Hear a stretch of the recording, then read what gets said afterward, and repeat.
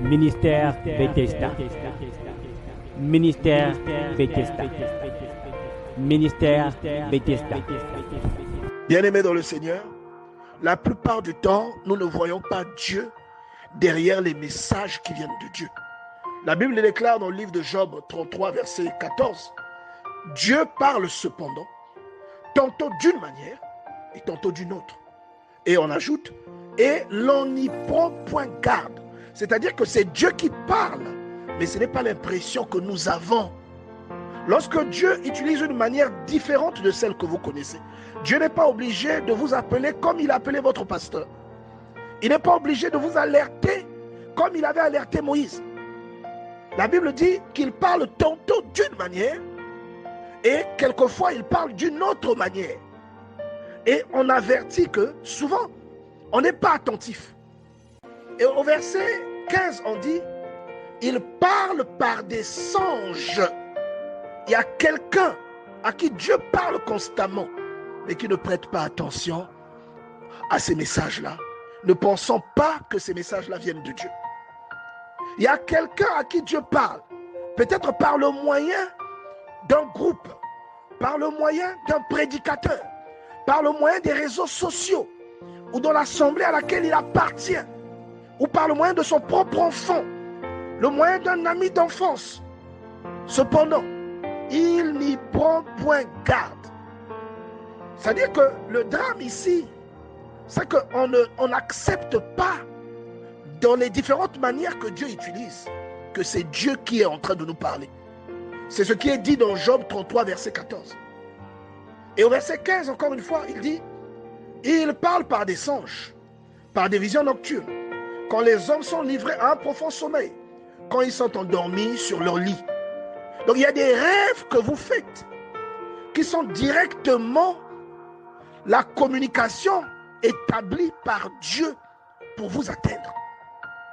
Ne sous-estimez jamais vos rêves. Quelqu'un qui demande des réponses à Dieu, bien aimé, tes propres rêves sont le moyen par lequel Dieu te parle.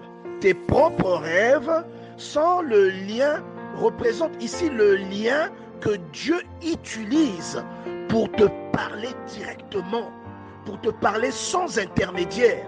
Ne t'attends pas toujours à ce qu'il te parle comme à un prophète qui entend de façon audible ou comme à un voyant. Même au moyen des rêves. Et la Bible précise que lorsqu'il y aura un prophète parmi vous, c'est par les rêves et les songes que je me révélerai à lui. C'est rare de trouver une personne à qui Dieu parle directement. C'est un don que certaines personnes ont, mais ici, on est en train de vous dire que vous ne devez pas sous-estimer les rêves que vous faites, ni encore moins la parole de Dieu qui vous parvient de quelque manière que ce soit. Quand vous remontez au verset 14, on dit, il parle tantôt d'une manière, tantôt d'une autre. Donc ça peut être un rêve, mais il peut aussi être en train de vous parler en ce moment. Il peut utiliser quelqu'un que vous connaissez très bien. Une personne dont vous connaissez le passé. Une personne dont vous connaissez les défauts. Cependant, il n'en est pas moins que c'est Dieu qui parle derrière cette personne. Vous comprenez? Il n'en est pas moins que c'est Dieu qui vous a parlé derrière le rêve que vous avez fait cette nuit. Donc c'est Dieu qui vous parle. Il y a des gens qui cherchent des confirmations qui n'ont pas besoin de venir à eux parce que la confirmation est déjà là. Dieu vous parle et vous ne prêtez pas attention. Vous voyez, écouter Dieu est une source de salut. Et Dieu parle de plusieurs manières. Et Dieu peut parler par quelqu'un que vous n'aimez pas. Dieu peut parler par quelqu'un que vous considérez inférieur à vous. Dieu peut même parler par la bouche de votre ennemi. Dieu a parlé à Balaam par la bouche de son âne. L'âne, ce n'est pas un être humain. C'est un être vivant, mais pas un être humain. Est-ce que vous feriez confiance ou vous attendiez à ce que Dieu vous parle au travers d'un âne ou d'un chien? Et on vous rappelle que Dieu parle tantôt d'une manière, tantôt d'une autre. Et la tragédie, c'est que on ne reçoit pas ou on ne voit pas Dieu derrière les messages qui viennent de Dieu. Cette prédication que tu écoutes en ce moment peut être un moyen que Dieu utilise, indépendamment de la personne utilisée. Mais Dieu veut atteindre quelqu'un. Vous voyez?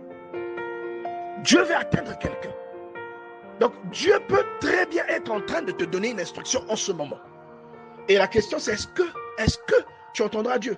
Pourquoi Dieu veut-il t'atteindre? C'est pour que tu aies la vie sauve. Pour que tu aies la vie sauve. Que tu t'éloignes de la fausse. C'est cela le but ultime de Dieu. Dans Job au chapitre 33, verset 16, la Bible dit: alors il leur donne des avertissements et il met le sceau à ses instructions afin de détourner l'homme du mal. Voilà la raison pour laquelle Dieu te parle. Voilà la raison pour laquelle la parole de Dieu dit: exhortez-vous tous les jours aussi longtemps que l'on peut dire aujourd'hui. C'est-à-dire que chaque fois qu'il y a aujourd'hui, vous devez vous exhorter mutuellement. Vous devez être nourris avec la parole de Dieu. Vous devez être en contact avec la parole. Parce que vous ne savez, vous ne connaissez pas, comme on dit, vous ne connaissez pas le caillou qui tue l'oiseau.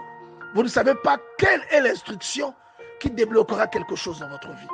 Vous ne savez pas quel est le message qui viendra galvaniser ce qui est aujourd'hui endormi en vous. Vous voyez? Et donc il dit, afin de détourner l'homme du mal. D'accord? Verset 16. Alors il donne des avertissements et met le sceau à ses instructions afin de détourner l'homme du mal et de le préserver de l'orgueil. Dieu vous parle pour vous détourner d'éventuels pièges qui ne sont pas encore perceptibles à votre niveau. Il y a des voies que vous empruntez que Dieu connaît très bien. Il est l'alpha et l'oméga. Donc dès le départ, lui connaît la fin. Il y a des choses que vous appréciez, des choses vers lesquelles vous allez qui entraîneront votre perte. Et aujourd'hui, Dieu essaie de vous donner un avertissement pour que vous scrutiez vos voies. Dieu veut que vous regardiez comment vous vous conduisez, pour voir si la voie sur laquelle vous vous êtes engagé aujourd'hui est une voie qui vous rendra service. Il y a beaucoup de gens qui pleurent et qui demandent à Dieu de les délivrer de certaines situations. Mais souvent, on oublie que la plupart de ces situations-là sont le résultat des choix que nous avons nous-mêmes faits. Ce n'est pas toujours la volonté parfaite de Dieu que vous traversiez ce que vous traversez en ce moment.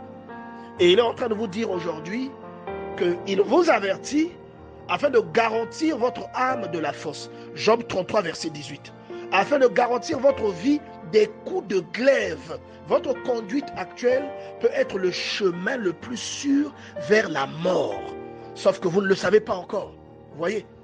Et la Bible dit au verset 22, son âme s'approche de la fosse et sa vie des messagers de la mort. Vous devez donc changer vos habitudes, bien-aimés dans le Seigneur. On doit changer de mode de vie et écouter Dieu. Écouter la parole qui nous ramène à la vie. Vous voyez? Et donc, écouter Dieu est une source de salut.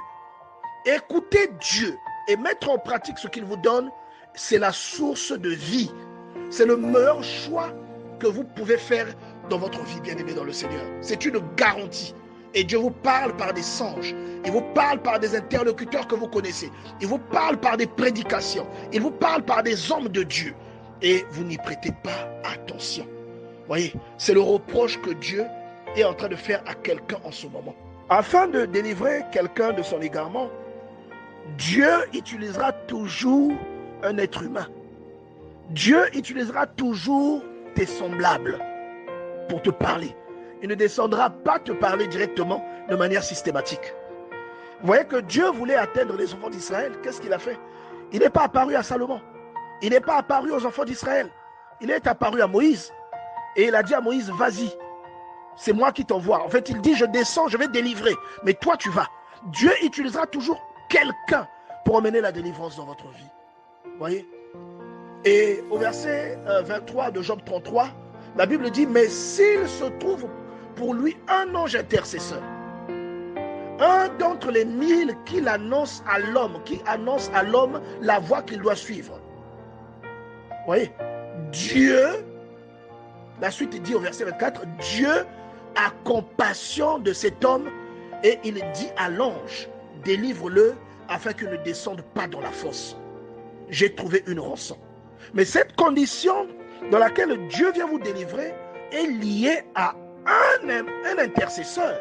Elle est liée à quelqu'un qui vous annonce Quelqu'un pourrait me dire, on parle d'ange. Qu'est-ce que ange signifie? C'est un messager, un envoyé, un messager envoyé de la part de Dieu. C'est ce que signifie ange. C'est un messager. C'est quelqu'un que Dieu envoie avec un message à délivrer à des gens. C'est ça un ange. Ce n'est pas forcément la personne que vous imaginez qui a des ailes. Non. Donc quelqu'un peut être envoyé par Dieu et appartenir à votre milieu. Dieu peut envoyer quelqu'un que vous connaissez pour vous délivrer un message. Vous voyez, bien-aimés dans le Seigneur, vous devez faire attention à ce que Dieu vous dit. Et vous devez aussi avoir de la considération pour les messages que Dieu prend le soin de vous faire parvenir. Autrement, vous êtes dans la logique de ce que Job dénonce. Dans la parole qui dit qu'il parle tantôt d'une manière, tantôt d'une autre, et on n'y prête pas attention. Ne pensez pas, sauf pour ceux qui cherchent leur propre intérêt, ne pensez pas que les gens qui vous annoncent l'évangile de leur propre gré. L'apôtre Paul disait, si j'annonce l'évangile, ce n'est pas pour moi un sujet de gloire, mais c'est une nécessité qui m'est imposée. Et il ajoute, malheur à moi si je ne prêche pas l'évangile. Voyez. Et la Bible dit encore dans le livre de 2 Pierre au chapitre 1 à partir du verset 21, car ce n'est pas par une volonté d'homme qu'une prophétie a jamais été apportée, mais c'est poussé par le Saint-Esprit que des hommes ont parlé de la part de Dieu. Lorsque vous observez un orateur, lorsqu'une parole vous parvient, et Dieu peut utiliser n'importe qui, même quelqu'un qui fait de la magie, Dieu a utilisé Nabuchodonosor pour emmener un enseignement dans la vie des enfants d'Israël. D'accord? Donc Dieu a utilisé Pharaon pour montrer sa supériorité, pour enseigner sa supériorité aux enfants d'Israël. Donc Dieu peut utiliser quelqu'un qui ne sert pas Dieu. Mais derrière les agissements de la personne, vous verrez un enseignement que Dieu veut vous donner. D'accord? Donc, faites très attention parce que ce n'est pas par hasard qu'un message vous parvient. Ce n'est pas par hasard qu'un message vous atteint. Et si, en plus de cela, vous êtes touché, sachez que ce n'est pas par pur hasard. C'est Dieu qui a voulu que ce message vous parvienne, afin que vous y prêtiez attention. Parce que Dieu parle tantôt d'une manière et tantôt d'une autre. Il ne vous parlera pas forcément tel que vous l'attendez, mais il vous parlera selon ses méthodes à lui. Et les méthodes de Dieu sont diverses. Et parmi les méthodes diverses dont il est question, il y a les Éphésiens 4, il y a les prophètes, il y a les évangélistes.